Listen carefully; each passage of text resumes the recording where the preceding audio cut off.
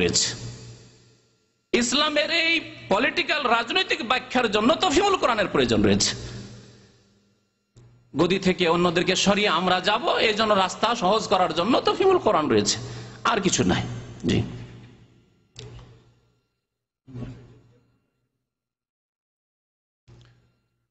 প্রত্যেক যুগের জন্য উলামায়ে কেরাম তো হবে, কিন্তু এই যুগের জন্য তফহিমুল কোরআন, এটি ভুল কথা, একেবারে ভুল কথা। এই যুগের জন্য ধরে যে কে তফসিরগুলি বলা, তফসিরে সাদি রয়েছে, তফসিরে আপনার ফতুল কাদির রয়েছে, যে নামগুলি বলেছি।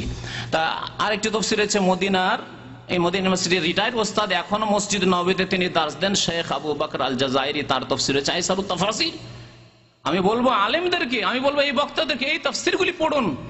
কিন্তু আমার মনে হয় অনেকের আরবি পড়ার বোঝার ক্ষমতাও নেই, যার ফলে তফহিমুল কোরআন উর্দু, আমাদের দেশের অধিকাংশ যারা মাদ্রাসার সাথে জড়িত তারা উর্দু কিতাব পড়ায় অভ্যস্ত। দেখবেন, বাড়াবাড়ি কোনো কথা বলছি না, দেখবেন আমার এক ওস্তাদ ছিলেন 40 বছর ধরে, তিনি বুখারী পড়াইতেন দাওরায়ে হাদিসে, তার সামনে বুখারী যখন পড়লাম সেই বছর মনে হয় 42 বছর তার হয়ে গেছে, আব্দুস সাত্তার রহমানী রহমতুল্লাহি আলাইহি। তো তিনি বললেন যে বাবারে, আল্লাহ রহম করে ওই ব্যক্তিদের উপর যারা বুখারী আর তফসিরগুলি উর্দুতে করে দিয়েছে। যদি আজকাল উর্দুতে এই কিতাবগুলি না থাকতো তো আমাদের দেশের অধিকাংশ মুদারিস আলেমরা পড়তেই পারতো না আর পড়াইতেই পারতো না। জি, চলেন।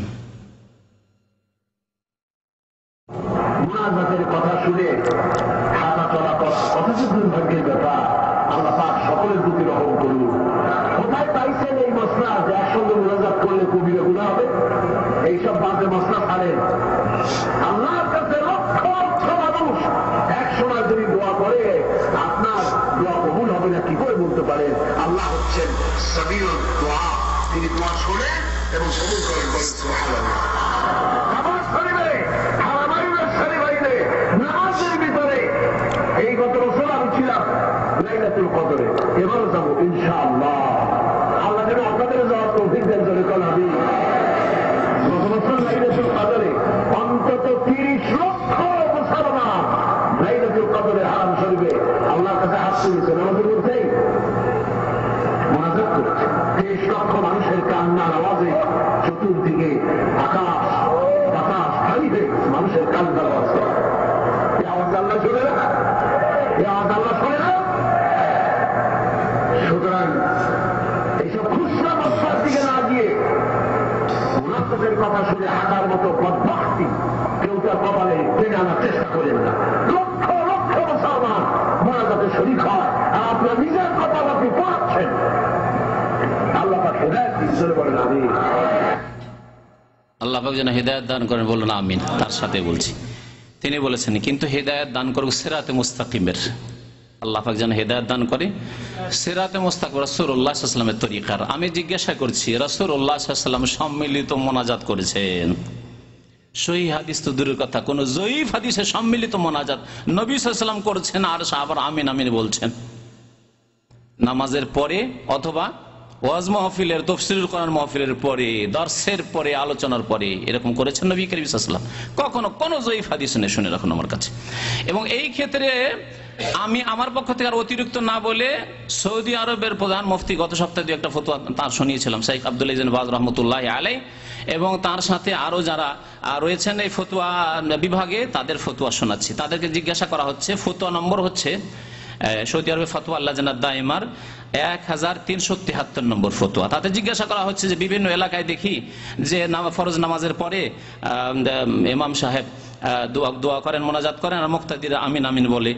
আর এইরকম অন্যান্য ক্ষেত্রেও এই সম্পর্কে জিজ্ঞাসা করা হলে উত্তরে বলছেন, জবাব আল ইবাদাতু মাবনিয়াতুন আলা তাওকিফ। ইবাদতের আসল হচ্ছে যে প্রুফ থাকতে হবে, প্রমাণ থাকতে হবে। দোয়া ইবাদত কিনা?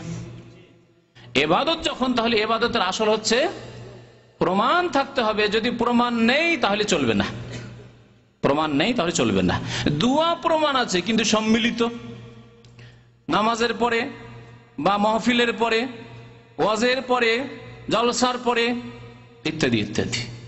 তো জিজ্ঞাসা করা হল, তিনি বলছেন যে ইবাদত যেহেতু প্রমাণ থাকতে হবে, ফালা ইয়াজুজ, সুতরাং জায়েজ নয় ইয়ুকালা ইন্না হাযিহিল ইবাদা মাশরুআ মিন জিহাতি আসলিহা। সুতরাং এই কথা বলা জায়েজ নয় যে দোয়া তো আসলে প্রমাণিত, এই বলে আপনি দোয়াকে তিলকে তাল করে বাড়াইতে বাড়াইতে নতুন আকারে দোয়া করবেন। যতক্ষণ শরীয়তের দলিল না পাওয়া যাবে, বলছেন যে নবী সাল্লাল্লাহু আলাইহি ওয়াসাল্লাম থেকে এইরকম কোন সুন্নত প্রমাণিত নেই, মিন কওলিহি তার বচনে, ওয়ালা মিন ফিলি তার কর্মে, ওয়ালা মিন তাকরিরিহি বা তার অনুমোদনে। হাদিস হচ্ছে তিন প্রকার, তাই না?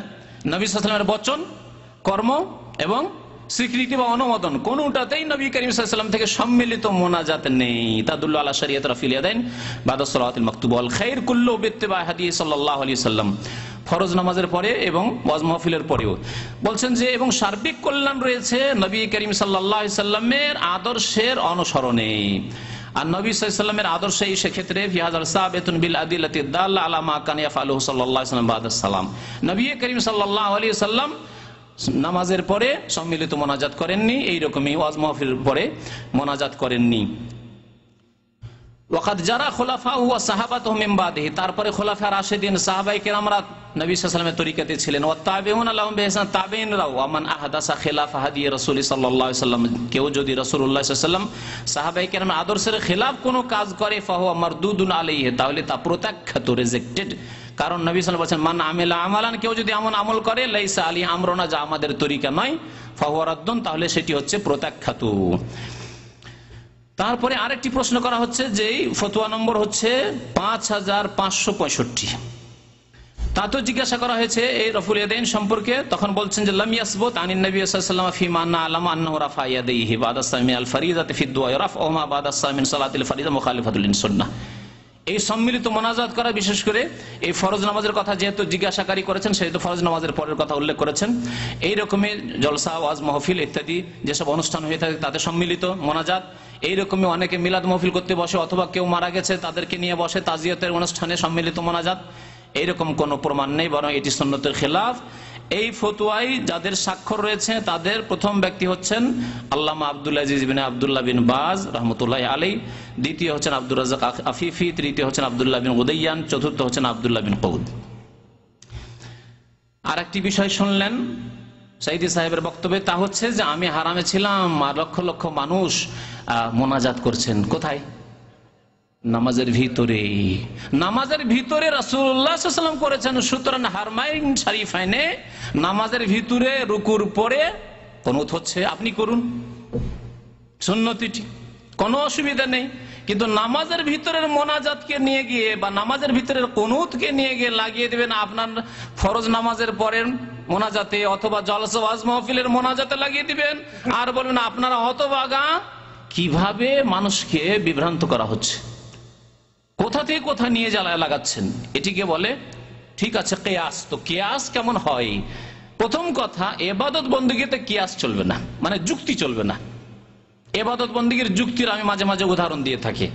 যুক্তির উদাহরণে একটি উদাহরণ দিচ্ছি। যদি আমরা 5 ওয়াক্ত নামাজের আজান আছে, তাই না?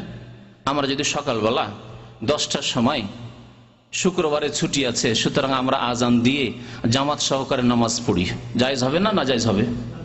না জায়েজ। আসল তো মজুদ আছে। আজান দিলে শয়তান পালায়, আজান দিলে বরকত হয়। যত দূর পর্যন্ত আজানের ধ্বনি যাবে তত দূর পর্যন্ত গাছপালা পাথর সবকিছু সাক্ষী থাকে। এগুলো হাদিস আছে কিনা? তাহলে এই আম হাদিসগুলো নিয়ে যদি কেউ আজান দেওয়া শুরু করে আর জামাত করলে জামাতে নামাজ পড়লে ফজিল 27 গুণ ফজিলত আছে, এটাও প্রমাণিত। সুতরাং সকাল 10টার সময় যদি আমরা জামাত করি আজান দিয়ে, সুন্নত হবে না বিদআত? যদি আমরা কিয়াস করি যে জোহরে কি করে করছেন, জোহরে আজান দিচ্ছেন, জোহরে জামাত করছেন, আমরা সকাল 10টার সময় করলাম, অসুবিধা কি? চলবে। ঠিকই তেমনি কুনুতে মোনাজাত করছি, সেই জন্য জলসা মাহফিলে, তাফসীর কোরআন মাহফিলে মোনাজাত চলবে। এটি ইবাদতের কিয়াস। ইবাদতের কিয়াস চলবে না। উলামায়ে কিরাম আহলে সুন্নাত ওয়াল জামাতের হানাফি, শাফিঈ, মালিক, হাম্বলি সবাই একমত এই ক্ষেত্রে। ওয়াল ইবাদাতু লা তুকাস, শুনে রাখুন তাদের উসুল ফিকহের কায়দা। ইবাদতে কিয়াস চলে না, যুক্তি চলে না। ইবাদতে তাওকিফ মানে প্রমাণ থাকতে হবে, প্রুফ থাকতে হবে। 2 নম্বর কথা, কিয়াস, আবার কিয়াস যুক্তিসঙ্গত কিয়াস হইতে হবে। কিয়াস মাল ফারেক হইলে হবে না। যারা উসুলে ফিকহ বুঝে তাদের জন্য আমার এই কথাটি বেশি বুঝতে পারবে তারা। কিয়াস মাল ফারেক মানে একটাকে আরেকটার সাথে এমন ভাবে যেটার সাথে পুরোপুরি তুলনা নেই তার সাথে তুলনা করা। এখানেও এইরকমই। কুনুত হচ্ছে নামাজের ভিতরে আর আপনার মোনাজাত হচ্ছে জলসা মাহফিলে অথবা নামাজের বাইরে সালাম ফেরার পরে। সুতরাং এই কিয়াস হচ্ছে কিয়াস মাল